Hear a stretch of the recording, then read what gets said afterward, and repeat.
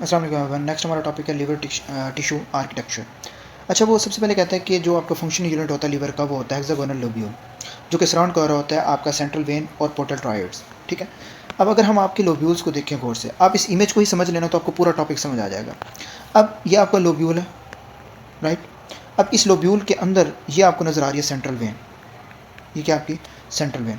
और ये जो ट्रायड है, ये इसको हम कहते हैं पोर्टल ट्रायड, पोर्टल ट्रायड। अब इस पोर्टल ट्रायड के अंदर हमारे पास चार चीज़ें पाई जाती हैं बेसिकली। ट्रायड का मतलब तो ये होता है कि तीन चीज़ें, लेकिन समटाइम जब पूछा जाता है कि उनके उनके अंदर कौन कौन सी चीज़ें होती हैं, तो याद रखें पहले इसके अंदर होता है portal vein, hepatic artery, bile duct and lymphocyte. ये लिम्फोसाइट को आपने नहीं भूलना, रिमेंबर। ठीक है। अब जो आपकी पोर्टल वेन होती है, पोर्टल वेन आपकी बेसिकली जो पोर्टल वेन होती है, इसके अंदर 80% आपका डीऑक्सीजनेटेड ब्लड होता है। क्या होता है? Deoxygenated blood. जो हिपैटिक आर्टरी होती है, इसके अंदर आपका 20% ऑक्सीजनेटेड ब्लड होता है। ठीक है। और जो आपकी बाइल डक्ट होती है, वो आपकी हिपैटोसाइट से बाइल लेके फिर आपकी कहाँ पे ड्रेन करती है? From the cystic plus hepatic क्या बनाती हैं? Common bile duct. फिर कॉमन बाइल डक्ट से आपकी ड्यूडेनम के अंदर। तो ये तीन चीज़ें तो होगी सबसे इंपॉर्टेंट जो पोर्टल ट्रायड को शो करती हैं। नेक्स्ट जो लिम्फेटिक्स होते हैं वो आपके इंपॉर्टेंट होते हैं एसआईटीज़ के अंदर, because they drain excess into the interstitial fluid. अब नेक्स्ट वो बात करता है कि जो आपकी हिपैटोसाइट्स होते हैं उसके दो साइड्स होती हैं। यहाँ पे लिखा होगा कि एपिकल सरफेस ऑफ हिपैटोसाइट्स और बेसोलेटरल सरफेस ऑफ हिपैटोसाइट्स। याद रखें कि जो आपकी हिपैटोसाइट्स होती हैं, इसकी जो एपिकल सरफेस है, एपिकल सरफेस का मतलब होता है टॉप साइड, ऊपर वाली, यानी कि टॉप साइड। ये जो टॉप साइड होती है, ये आपकी कैनालिकुलस को फेस कर रही होती है। किसको फेस कर रही होती है? कैनालिकुलस। और जो कैनालिकुलस होता है, इसके अंदर हमारा क्या, यहाँ से क्या स्क्रीट हो रहा होता है? आपका बाइल स्क्रीट हो रहा होता है, रिमेंबर। नेक्स्ट जो सा होता है वो आपकी होती है बेसोलेटरल सरफेस। बेसोलेटरल सरफेस, जो बेसोलेटरल साइड होती है, ये बेसोलेटरल सरफेस होती है, वो फेस करी होती है साइनोसॉइड्स को। ये जो साइनोसॉइड्स होती है, इसके अंदर आपकी जो ये ब्लड साइड होती है बेसिकली, ठीक है ना। और इसके अंदर, उस ब्लड के अंदर जो हमारा पोर्टल वेन से हमारा आ रहा होता है, आपको ये अच्छे से आइडिया है कि पोर्टल वेन से जो ब्लड आ रहा होता है उसके अंदर हमारे गट के बैक्टीरियाज भी होते हैं, टॉक्सिन्स भी होते हैं। तो इन साइडोसाइड से ही हो के आपका जो ब्लड है वो सेंट्रल वेन में जाता है, और सेंट्रल वेन से हिपैटिक वेन में जाता है, और फिर इन्फीरियर वेना केवा में, और इन्फीरियर वेना केवा में हार्ट में। तो ये सावधान सी बात है, जब यहाँ से डिटॉक्सीफाई होता है तो ब्लड आगे की तरफ जाता है। तो इन दैट केस जो आपकी एपिकल साइड है वो फेस कर रही होती है बाइल साइड, और बेसोलेटरल साइड फेस करी होती है ब्लड साइड को। नेक्स्ट वो कहता है व्हाट इज कुप्फर सेल्स। कुप्फर सेल्स वो कहता है एक स्पेशलाइज मैक्रोफेजेस हैं जो आपके साइनोसाइड्स के अंदर पड़े हैं, जो हमारे बैक्टीरिया, मैंने अभी आपको बताया कि साइनोसाइड्स के अंदर ही हर चीज़ डिटॉक्सीफाई होती है। अब कुप्फर सेल्स के अंदर हम इसको रेजिडेंट, जो आपके कुप्फर सेल्स हैं, हम इनको रेजिडेंट मैक्रोफेजेस भी कहते हैं, मैक्रोफेजेस। अब इसका काम क्या होता है कि ये साइनोसाइडल ल्यूमन में होते हैं, और इनका काम होता है फैगोसाइटोसिस का, यानी कि गट के बैक्टीरियाज को या ओल्ड आरबीसीज को इन्होंने क्या करना होता है? मारना होता है जी।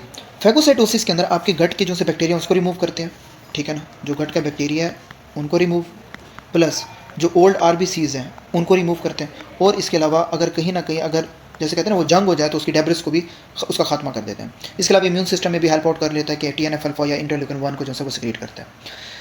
तो कुप्फर सेल्स का काम यही होता है बेसिकली कि आपके बैक्टीरियाज, जितनी भी चीज़ें हैं, क्योंकि जो ब्लड है उसने हार्ट की तरफ जाना है, तो इसलिए उसका डिटॉक्सीफाई होना, उसको फिल्टर करना बहुत ज़्यादा ज़रूरी होता है। नेक्स्ट वो बात करता है हिपैटिक स्टीलेट सेल्स की। हिपैटिक स्टीलेट सेल्स जो से होते हैं वो आपके होते हैं स्पेस ऑफ डिज के अंदर, जो कि स्टोर करता है आपका विटामिन ए। क्या स्टोर कर रहा होता है? यहाँ पे लिखा हुआ है विटामिन ए। अब विटामिन ए की स्टोरेज को हम कहते हैं रिटर्नल, जो बेसिकली होते हैं रिटर्नल ईस्टर्स।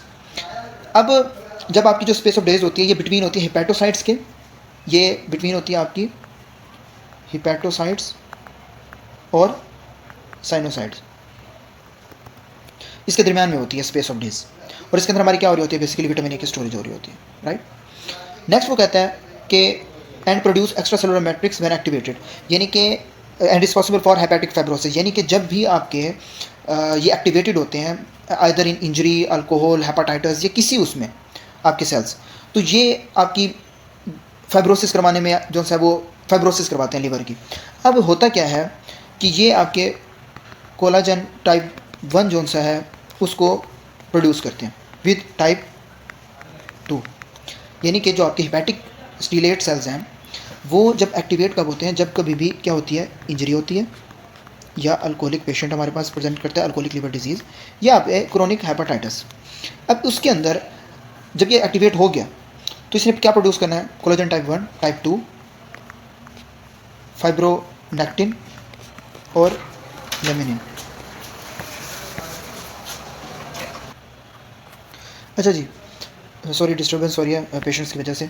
अच्छा, कोलाजन टाइप 1, टाइप 2, फाइब्रोनेक्टिन और लेमिनिन, अब ये चीज़ें ये प्रोड्यूस करता है हेपेटिक सेल्स।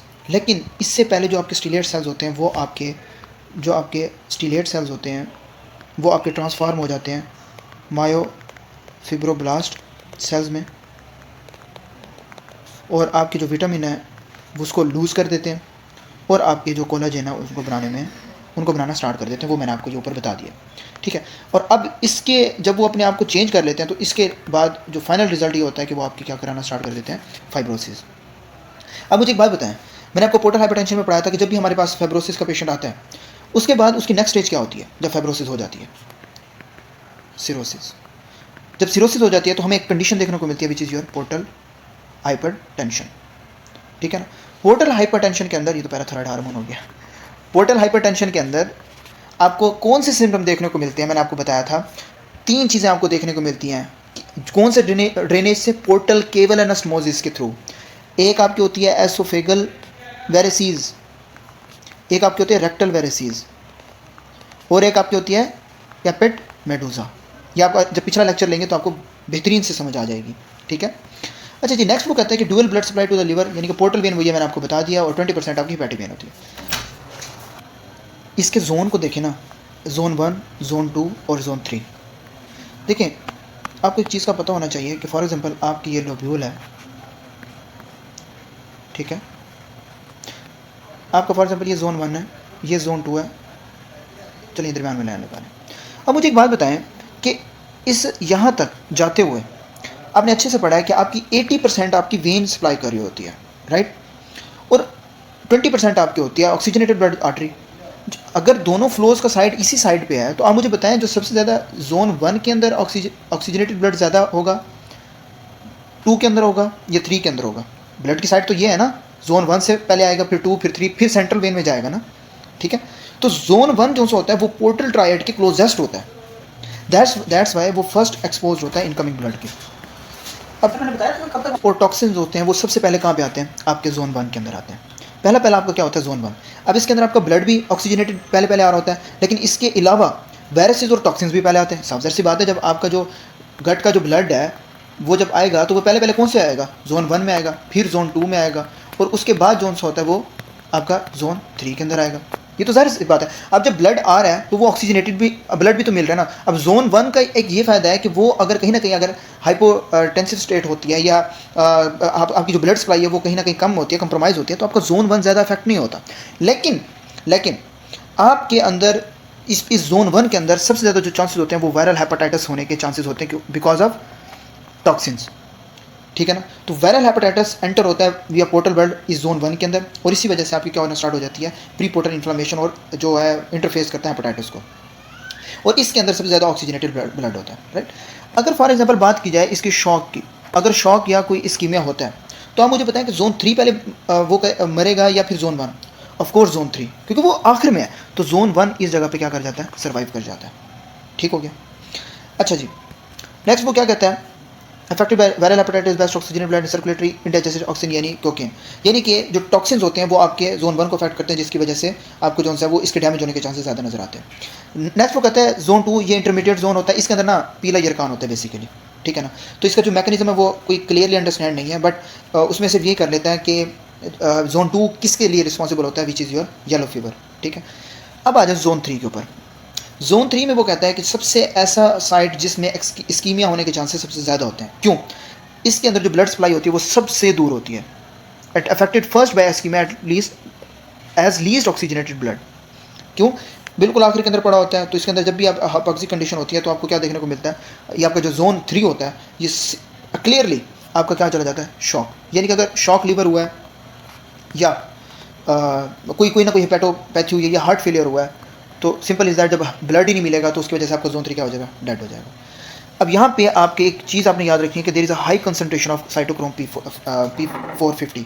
जो साइटोक्रोम P450 है ना, ये बहुत से ऐसी चीज़ें हैं जिनको ये एक्टिवेट भी कर देता है, ठीक है ना। सो जो साइटोक्रोम P40 है वो ड्रग मेटाबोलाइजिंग एंजाइम है। क्या है, ड्रग मेटाबोलाइजिंग एंजाइम है।